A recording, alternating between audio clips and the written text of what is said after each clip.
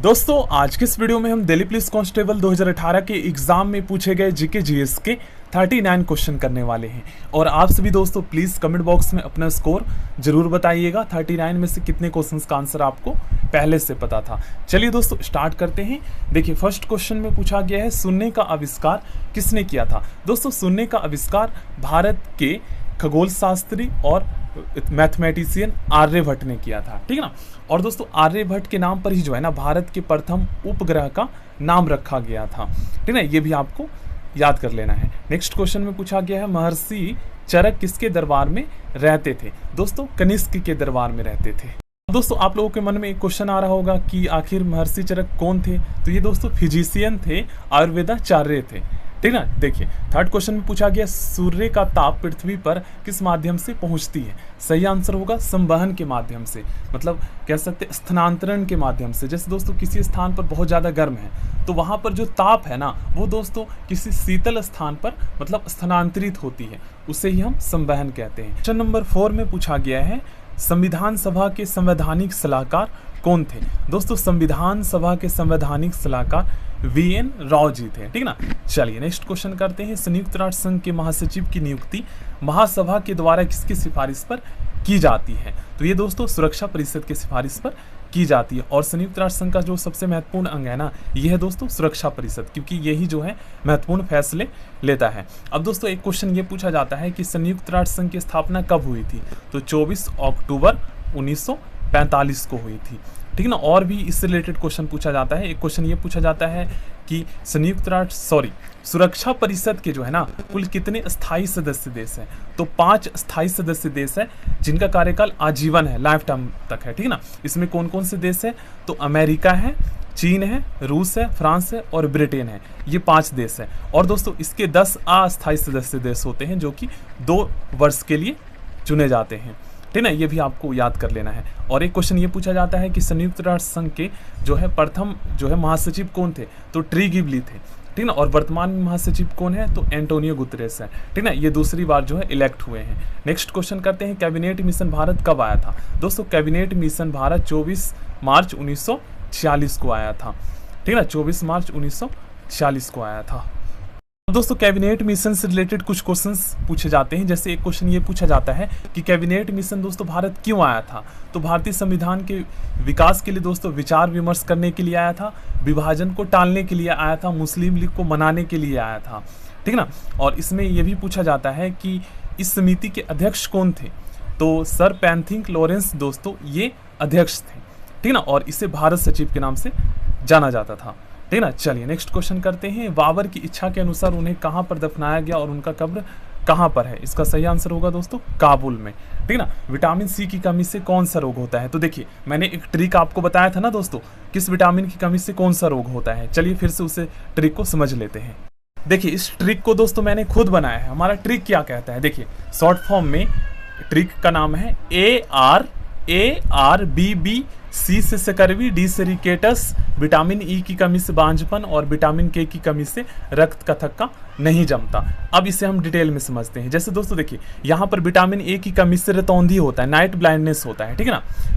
तो इसको जो है ना मैंने आर से डिनोट किया है रतौंधी को, ठीक ना। इसका फर्स्ट लेटर मैंने आर से डिनोट कर दिया है। इसी तरीके से विटामिन बी की कमी से बेरी बेरी रोग होता है, तो इसका फर्स्ट लेटर बी से डिनोट कर दिया है। तो देखिए हमारा ट्रिक क्या कहता है, विटामिन ए की कमी से रतौंधी, विटामिन बी की कमी से बेरी बेरी।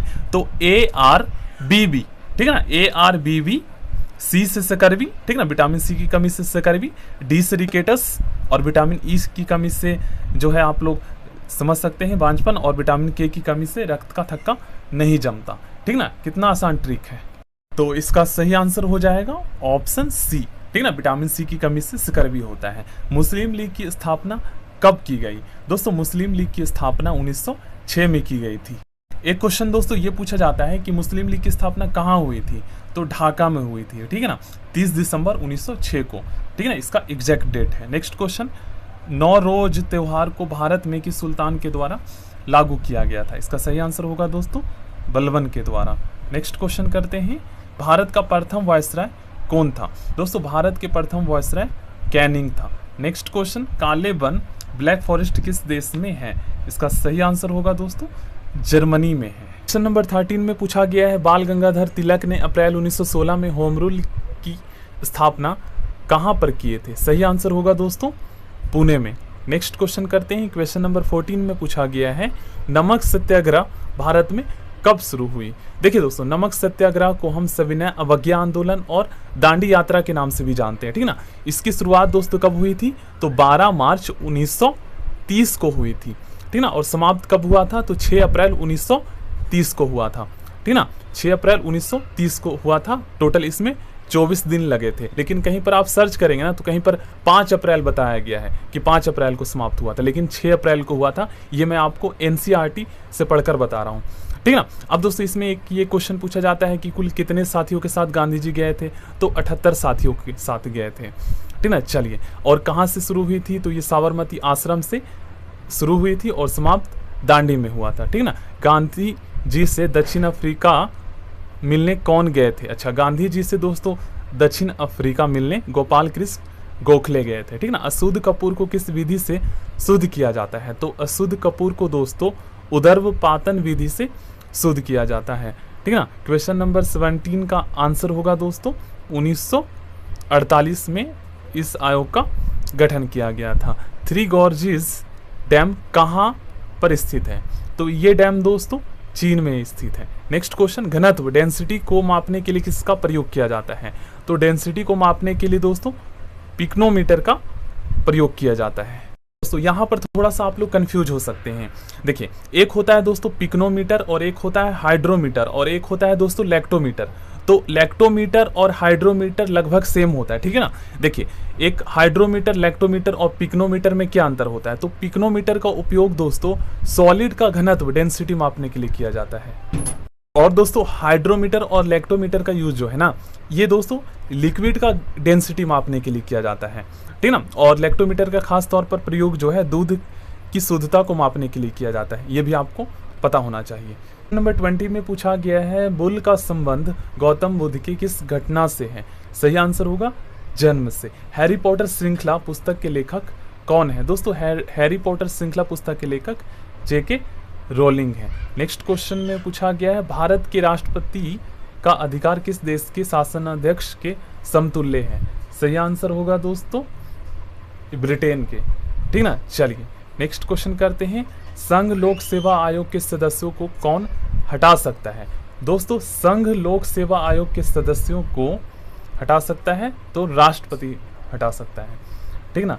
चलिए नेक्स्ट क्वेश्चन करते हैं। नेक्स्ट क्वेश्चन में पूछा गया भारत के प्रथम उप प्रधानमंत्री कौन थे? दोस्तों भारत के प्रथम उप प्रधानमंत्री सरदार वल्लभ भाई पटेल जी थे, ठीक है ना। चलिए नेक्स्ट क्वेश्चन करते हैं।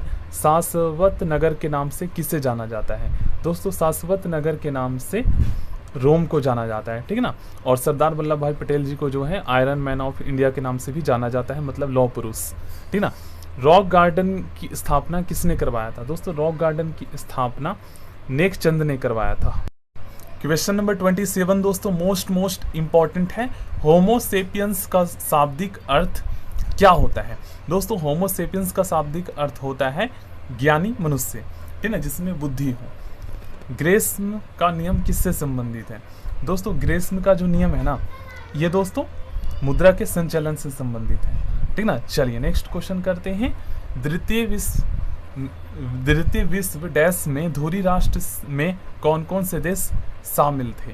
तो धुरी राष्ट्र में देश जो शामिल थे दोस्तों ये थे जर्मनी, इटली एवं जापान, ठीक है ना। यहाँ पर मैंने इसे जो है डैश कहा है। नेक्स्ट क्वेश्चन करते हैं। धातुएं सुचालक होती है क्योंकि देखिए जो मेटल होते हैं दोस्तों ये विद्युत का जो है इंसुलेटर होता है, जिससे करंट जो है पास हो सकता है। तो ये क्यों होता है, इसके पीछे क्या रीजन है?